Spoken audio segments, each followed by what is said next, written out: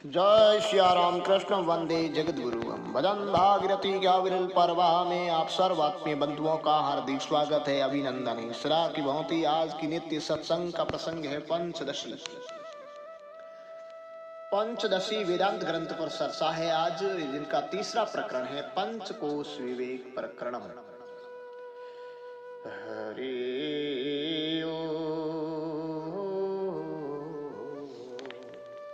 राम राम।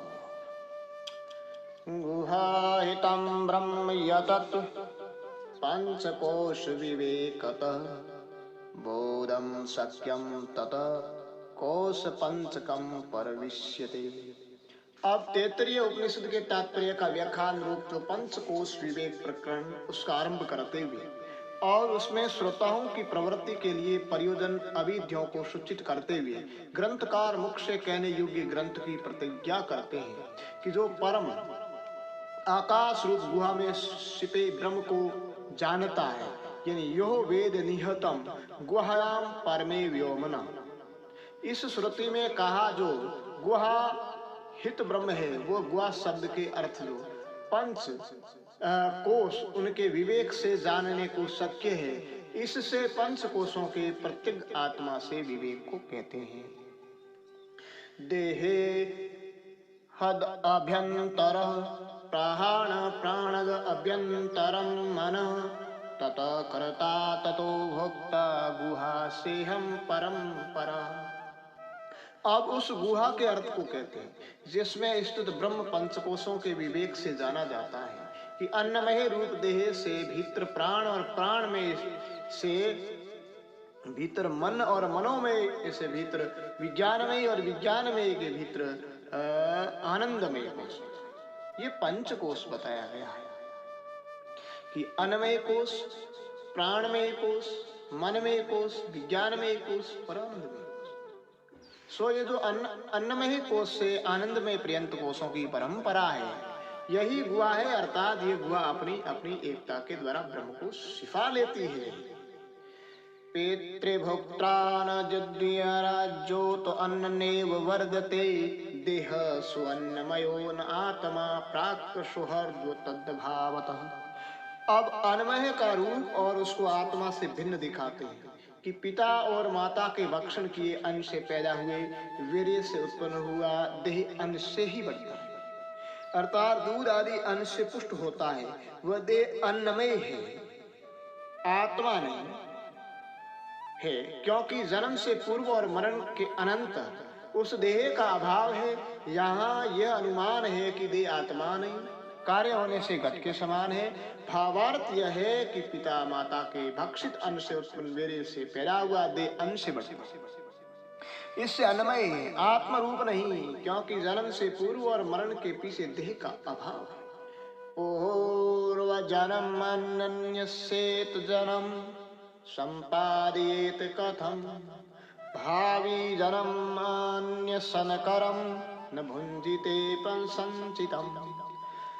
कदाचित कोई शंका करे कि देह में कार्य तव रूप हेतु को तो मानेंगे और आत्मा से भिन्न रूप साध्य को न मानेंगे, क्योंकि इसके विपक्ष में कोई बाधक नहीं। इस शंका में अकृत की प्राप्ति और कृत के नाश रूप बाधक को कहते हैं कि इस देह रूप आत्मा को पूर्व जन्म में न होने से और इस जन्म के हेतु अदृष्ट के असंभव में भी इस जन्म को स्वीकार करोगे तो अकृत का अभ्यागमन प्राप्ति होगी, और वैसे ही भावी होने वाला जन्म में भी ये देह रूप आत्मा न रहेगा तो इस देह के द्वारा किए हुए पुण्य पापों के फल का कोई भोगता ही नहीं होगा। इससे भोग के बिना ही किए हुए कर्मों का सही रूप कृत प्रनाश हो जाएगा। इससे कृतनाश अकृत का अभ्यागम रूप होने से आत्मा को कार्य न मानना चाहिए। भावार्थ यह है कि पूर्व जन्म में असत देह इस जन्म को कैसे पैदा करेगा और भावी जन्म में असत देह इस देह में संचित कर्मों को कैसे करेगा। पूर्णो देहे बलम यच्च अन्न भक्षाणाम यह पर्वतकः वायु प्राणमयो नाशात्मा चैतन्य वर्जनात्। अब अन्नमय कोश का आत्मा से भेद दिखाकर प्राणमय कोश के स्वरूप और आत्मा के भेद को दिखाते हुए कि जो वायु देह में पाद से मस्तक पर्यंत व्यापक और व्यान रूप से बल का दाता और चक्षु आदि इंद्रियों का उस विशेष में प्रेरक है, वह प्राण में कोश रूप वायु चैतन्य से रहित होने से आत्मा नहीं हो सकता। यहाँ यह अनुमान भी है कि विवाद का आश्रय प्राण आत्मा नहीं है, जड़ होने से घट के समान है। भावार्थ यह है कि देह में पूर्ण बल का दाता, इंद्रियों का प्रेरक, प्राण में कोश रूप वायु चैतन्य के नहीं होने से आत्मा।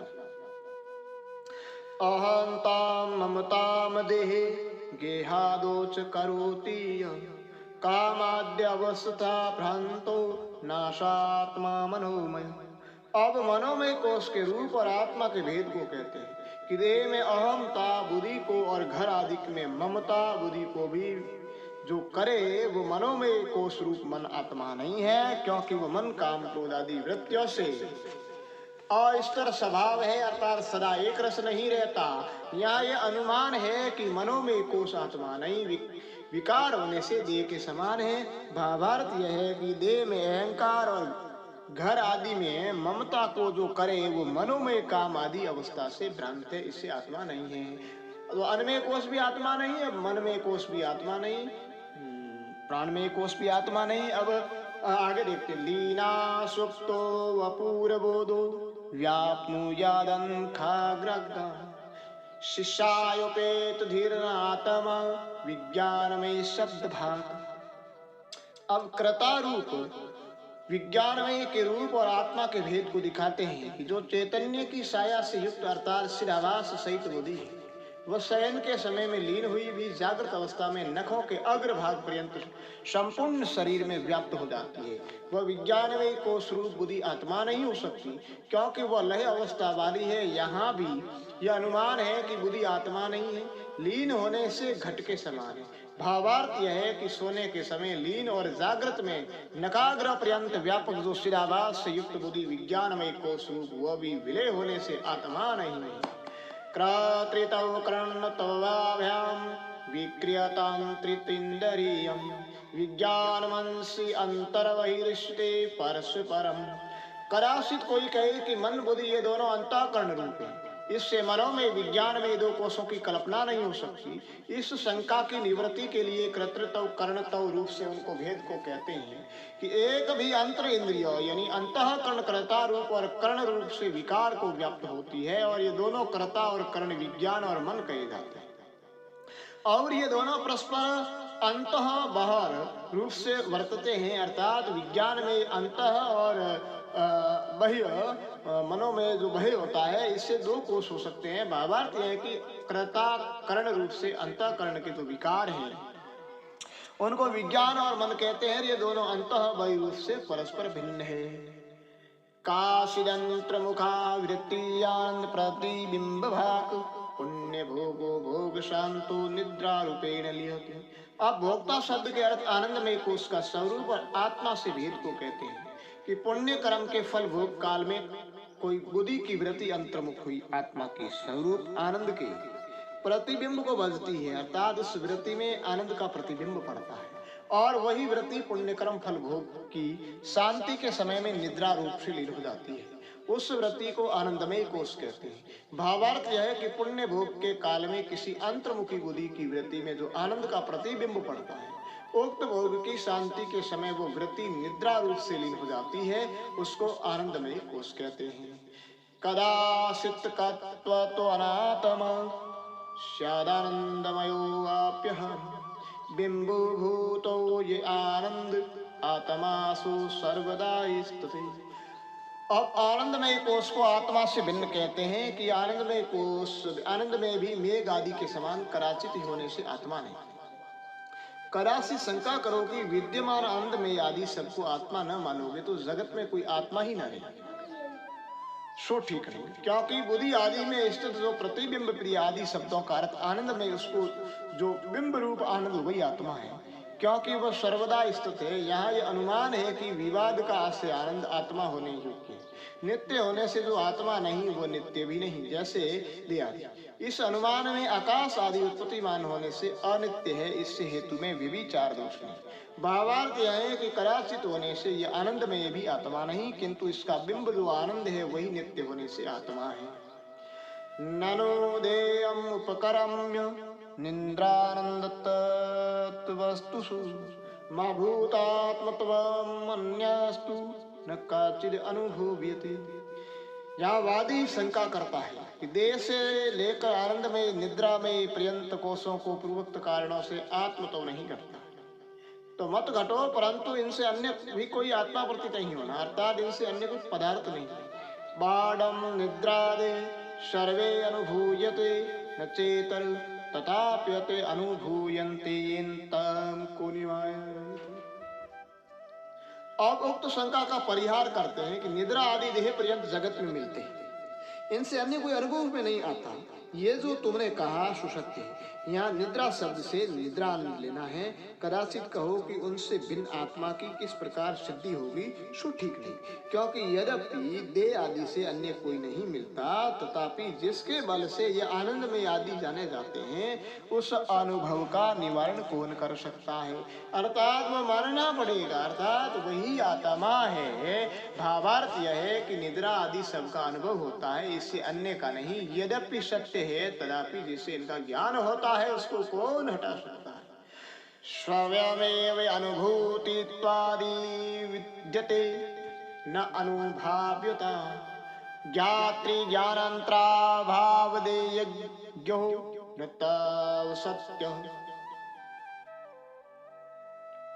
कदाचित कोई शंका करे कि पूर्वोक्त देह आदि से अन्य आत्मा यदि होता तो मिलता, जिससे अन्य नहीं मिलता, इससे जाना जाता है कि नहीं, सो ठीक नहीं, क्योंकि आनंद में आदि को के साक्षी को स्वयं अनुभव रूप होने से अनुभाव्यता नहीं, अर्थात उसका ज्ञाता कोई अन्य नहीं है, किंतु वह स्व प्रकाश रूप है। कदाचित शंका करो कि अनुभव रूप भी उसको ज्ञान का विषय क्यों नहीं मानते, सो ठीक नहीं, क्योंकि वह अनुभव आत्मा अपने से अन्य ज्ञाता और ज्ञान के अभाव से ज्ञान का विषय नहीं होता। कदाचित शंका करो कि तुम कहते हो ज्ञाता आदि के अभाव से नहीं जाना जाता, हम कहते हैं अपनी असत्ता से नहीं जाना जाता। इन दोनों में निश्चय का कारण क्या है? सो ठीक है, क्योंकि असत्ता से नहीं कह सकते। जब निद्रा आदि का वो साक्षी है तो असत नहीं हो सकता। भावार्थ यह है कि उसको स्वयं अनुभव रूप होने से गेह रूपता नहीं है, और वो अपने से भिन्न ज्ञाता और ज्ञान के अभाव से अगेय है, असत रूप से नहीं।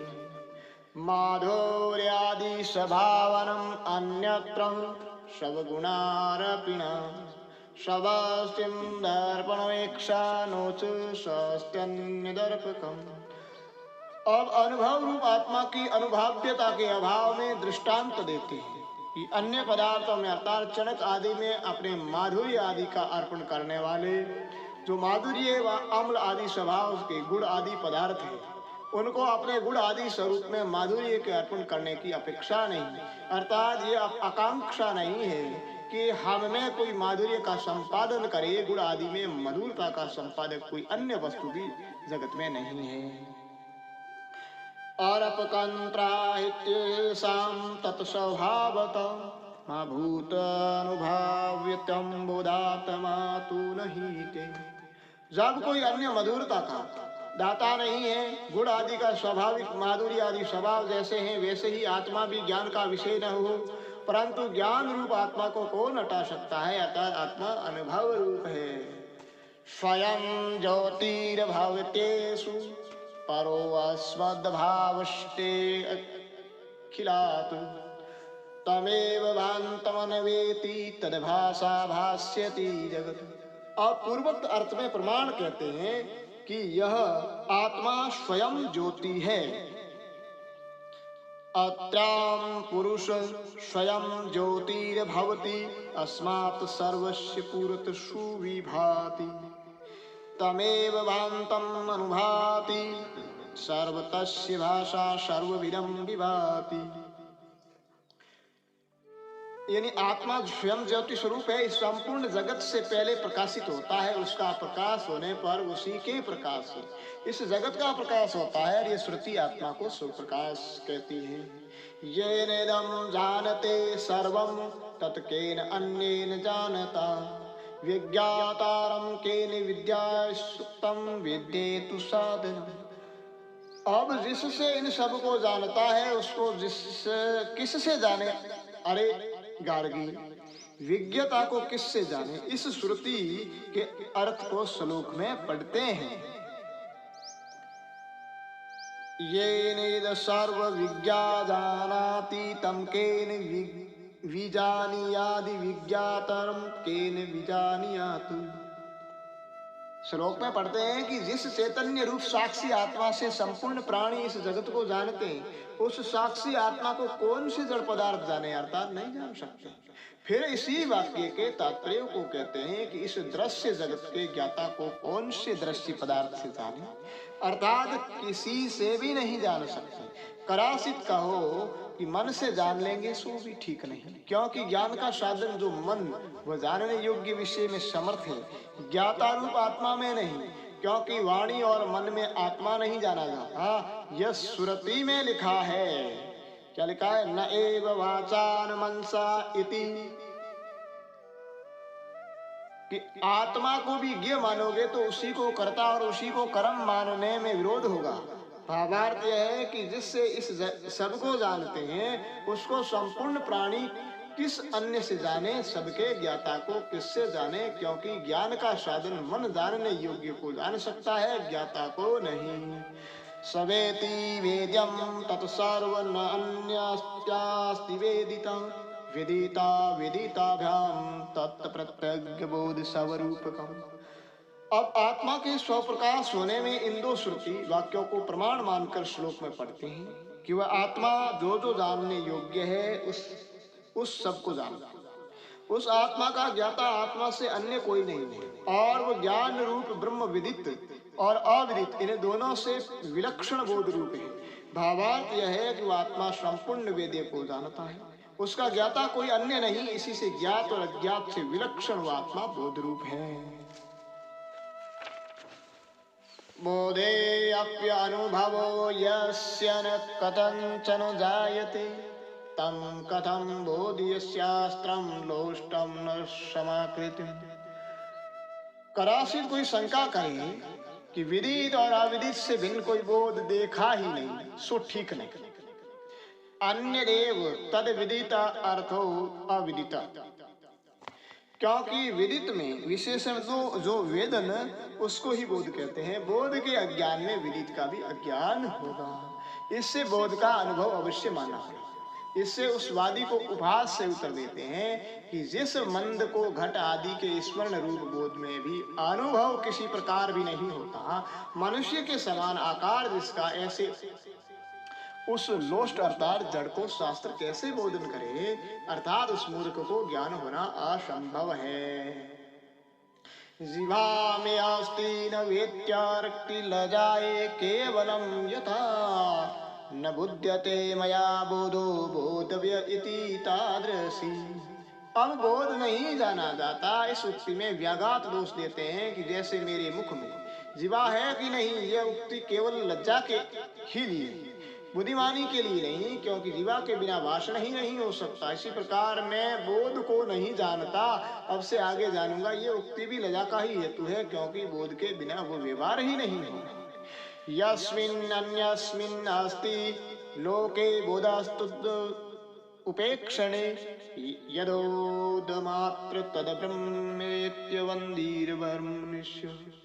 करासित कहो कि वो बोध ऐसा रहो, प्रकरण के ब्रह्म विबोध को ऐसा न मानोगे सो ठीक नहीं, क्योंकि जगत के विषय जिस जिस घट आदि रूप पदार्थ में बोध है, उस घट आदि विषय के उपेक्षण करने पर जो बोध रूप घट आदि सब विषयों में व्यापक रूप स्फुरता है वही ब्रह्म है, और इस निश्चयात्मक बोधि को ही ब्रह्म कहते हैं।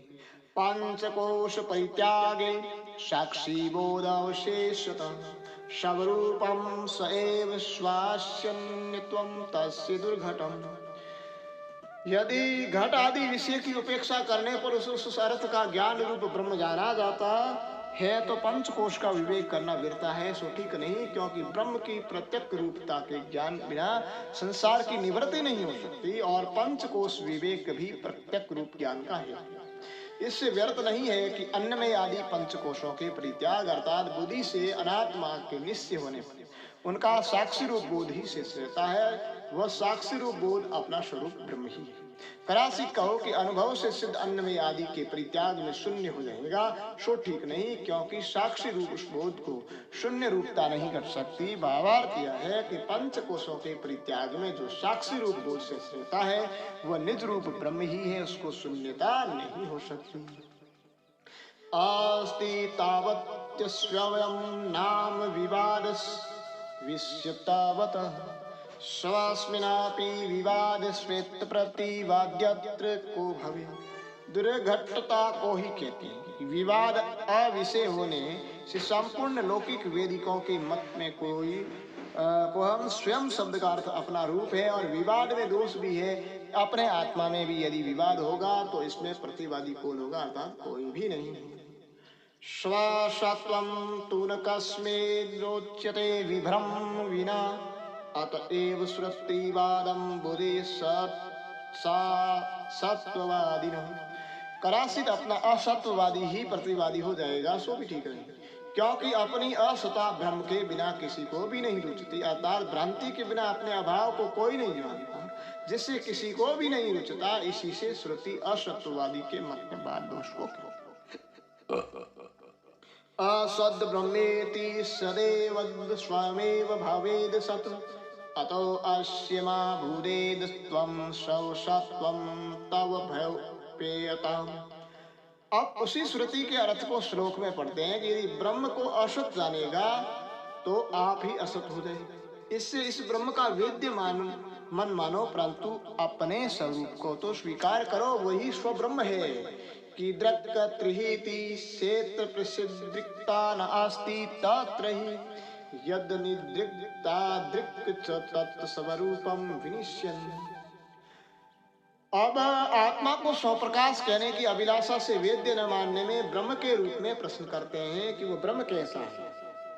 ऐसा कोई पूछे तो ये उत्तर है, आत्मा में ईदृशता नहीं, अर्थात ईदृक्ता आदि किसी रूप का आत्मा में संबंध मानोगे तो उसी रूप से आत्मा वेद्य होगा, वह न मानोगे तो शून्य हो जाएगा। ये सत्य है ईदृशता के अंगीकार में। वैसे ही वेदितों को न मानेंगे।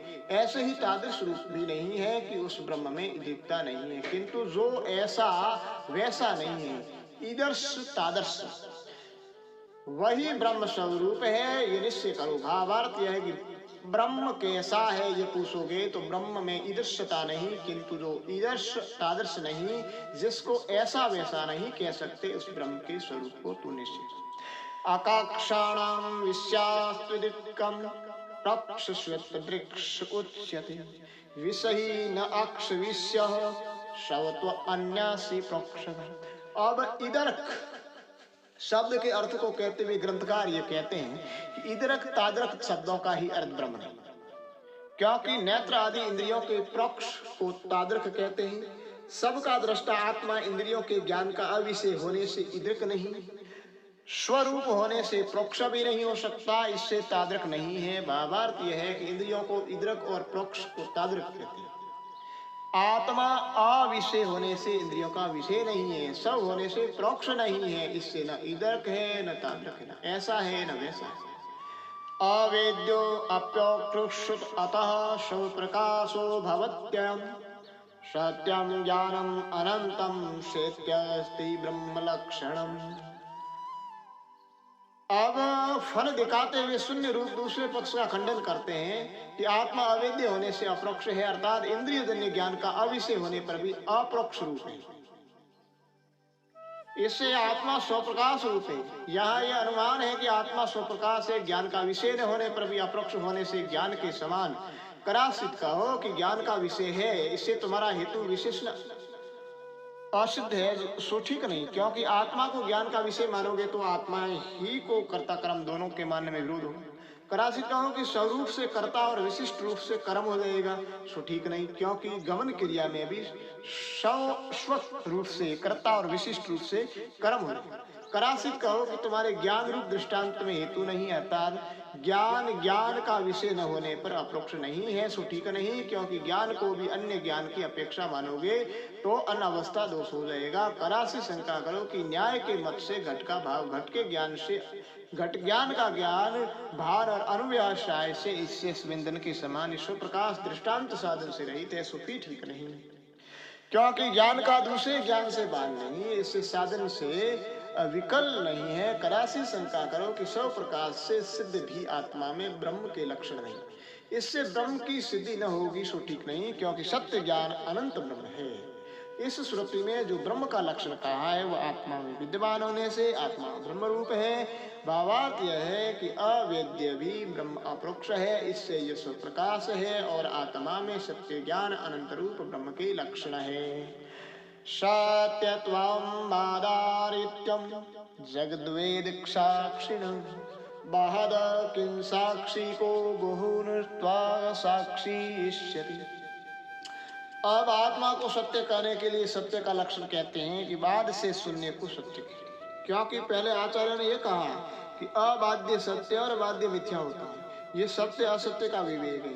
करासित कहो कि ऐसा कहने से प्रकरण में क्या फल हुआ, सो ठीक नहीं, क्योंकि स्थूल सूक्ष्म शरीर आदि रूप जो जगत उसके बाद अर्थात स्वप्न सुषुप्ति आदि में न होना, उसके साक्षी रूप से वर्तमान जो आत्मा उसके बाद में साक्षी कहो कौन होगा, अर्थात कोई भी साक्षी नहीं। करासित कहो कि साक्षी के बिना ही आत्मा का वाद क्यों न हो, सो भी ठीक नहीं, क्योंकि साक्षी से रहित भी किसी बात को मानोगे तो अनेक दोष होंगे, इससे और जगत के बाद का एक साक्षी आत्मा उसके बाद में कहो कौन साक्षी होगा, और साक्षी के बिना बाद नहीं होगा।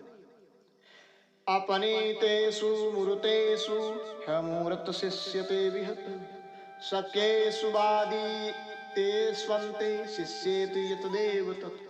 अब पूर्वोक्त अर्थ को दृष्टांत से स्पष्ट करते हैं, जैसे घट आदि मूर्त पदार्थों का अपने अर्थात घर से बाहर निकालने पर ले जाने के अयोग्य एक आकाश से रहता, इसी प्रकार आत्मा से भिन्न मूर्त अमूर्त अर्थात दे इंद्रिय आदि जो निषेध करने योग्य उनका सब नेति जब नेति श्रुति से निराकरण कर दिया, तब अंत में जो सबके निषेध का साक्षी बोध रूप शेष रहता है वही बाध रहित आत्मा है।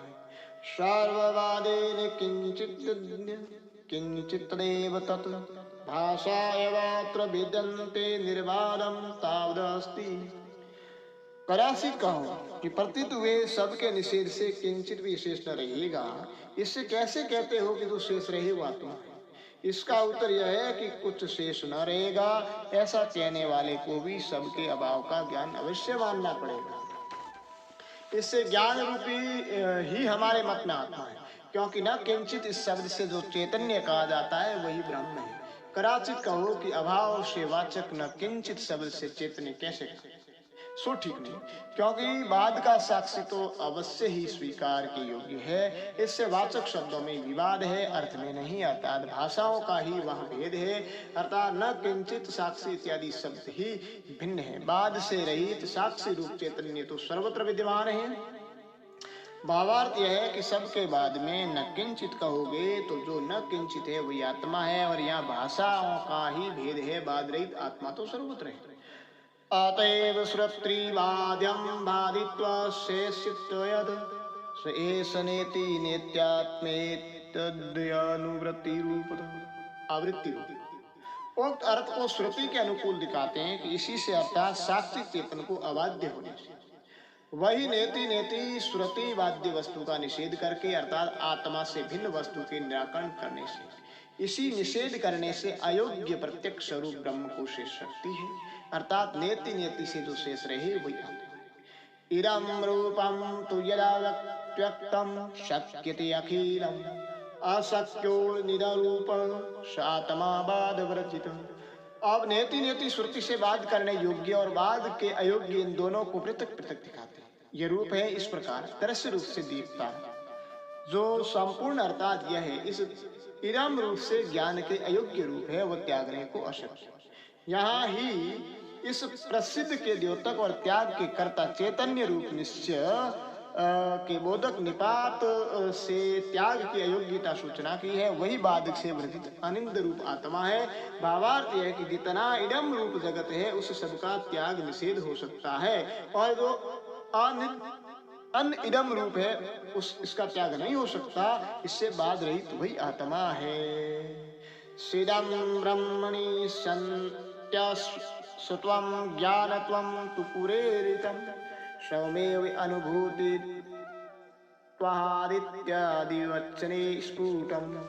कदाचित कहो कि आत्मा अबाध्य रहो, प्रकरण में क्या आयासु ठीक नहीं, क्योंकि ब्रह्म में जो सत्य तो कहा है वह आत्मा में सिद्ध हो गया। कदाचित कहो कि सत्य तो रहेगा ज्ञान तो न रहेगा, सो भी ठीक नहीं, क्योंकि स्वयं अनुभव रूप होने से आत्मा ज्ञान रूप है। इत्यादि पूर्वोक्त वचनों से आत्मा को ज्ञान रूप पहले के जा आए हैं। न व्यापित्वादिश्यतो नित्यत्वानापि कालत न वस्तुतो अपि सर्वात्म तदा नित्यं ब्रह्मणि त्रिधा। कदाचित कहो कि सत्य तो ज्ञान तो ये दोनों आत्मा में सिद्ध रहे, परंतु अनित्य तो न घटेगा, क्योंकि ब्रह्म में भी अनित्य नहीं है। आशंका करके प्रथम ब्रह्म में अनित्य को सिद्ध करते हैं कि नित्य विभू सर्वगत अत्यंत सूक्ष्म आकाश के समान सर्वगत नित्य नित्यों का नित्य चेतनों का चेतन जो ये सब है वो आत्मा है, ये संपूर्ण ब्रह्म है, ब्रह्म ही ये सब है। इत्यादि श्रुतियों में व्यापक नित्यतव सबका आत्मतव आदि ब्रह्म के कहने से तीन प्रकार का अनित्य कहा है, अर्थात देश काल वस्तु के लिए परिच्छेद का मतलब अभाव होता है। तो परिच्छेद से रहित आत्मा स्वरूप ब्रह्म स्वीकार करना।